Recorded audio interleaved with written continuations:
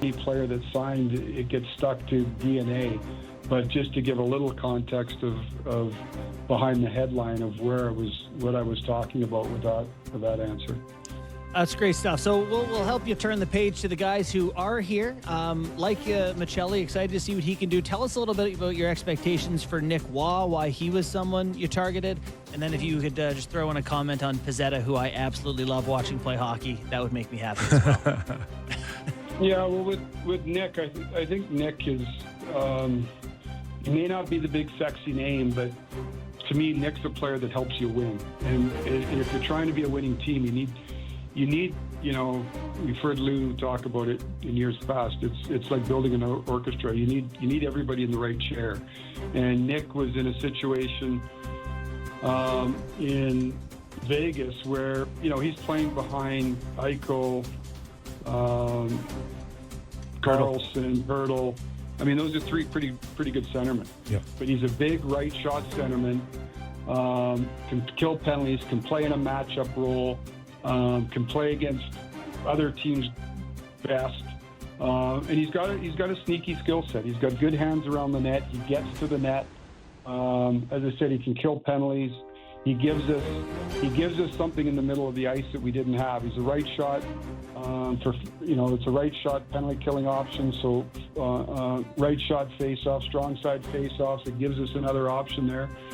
And really, just to give you a little insight in your team building standpoint is, we all get infatuated with 1, 2, 3, 4 in terms of lines and first line centers and second line centers, and probably 20 plus teams in the league are looking for the prototypical second line center.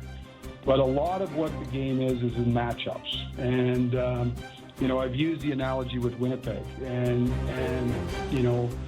again, no team is perfect, but that's a pretty darn good team that won the President's Trophy. And again, when you look down the middle of the ice for them, you've got Scheifele as your number one.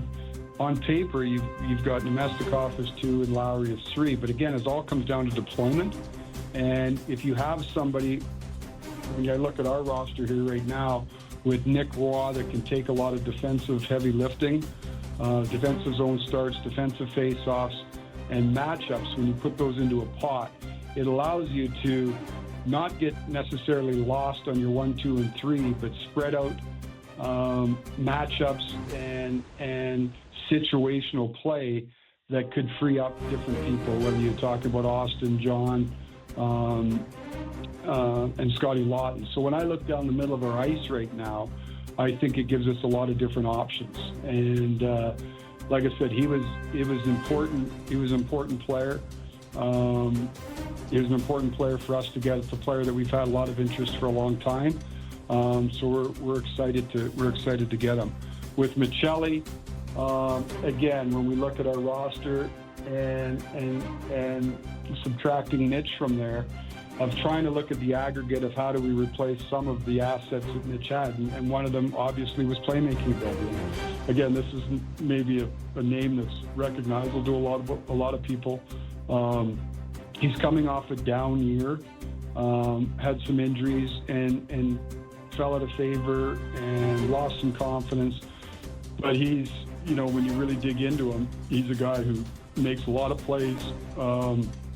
Can retrieve pucks off the wall, goes into traffic, has got really good vision, moves around the ice really well, but has the ability to elevate others in terms of, making plays. And the thought process behind it is we have people that can finish.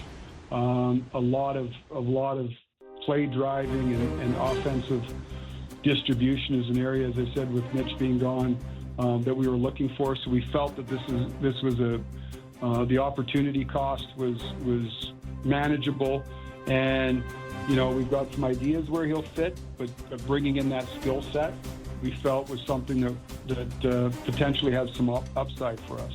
And then with Pizzetta, he brings forechecking ability. He skates real well. He's a very willing competitor, which I think you can never have too much of. And he plays hard. He's a great teammate. We'll see how it all sorts itself out here, but He's a guy that is never going to cheat you with effort, and it gets back to the comment I made earlier that you need all kinds when you're building a team to fit in different roles. And so we were glad that Michael came to us, and he'll give us some juice. Brad, we know it's been a busy 24 hours and probably will be for the next little while for you. We really appreciate your time coming on the show. Thanks for doing this. You bet, guys. Thanks for having me on, and happy belated Canada Day. You as well. You as well. Too. Thanks for your time. I'm surprised you're working today, Kipper.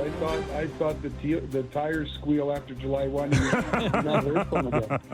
You're going to hear him real soon. Don't worry. It's almost time. Yeah. Brad Treliving, Okay. General Manager of the Toronto Maple Thanks. Leafs, and real stand-up guy. Yeah. You know, He is. he didn't have to come on. He's like a free agency. A couple days in, he could have Still doing completely blown us off.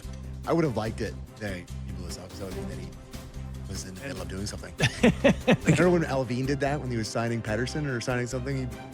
He didn't No show showed up? us, yeah. JB, are you crazy asking him about three guys? Well, I didn't mean Michelli. I just wanted. I don't think he's ever given an answer I opened under the door. 30 seconds. I opened the door. I'm glad you didn't ask him the first question. We wouldn't have got in any more questions. But all kidding aside, I thought his answer to DNA was excellent. That we just assume that it's just bodies moving in and out, and it's not. It's the whole package, right? Needed some mutations. Yeah. From the current DNA. Okay, 2-hour show. Just like that, our first one of hour's up, but we're sticking around. We'll take it around the league as well. Still plenty news on free agency. Don't Dan go Murphy, away. Jason The Greger. Real Kipper and Bourne. We continue after these words.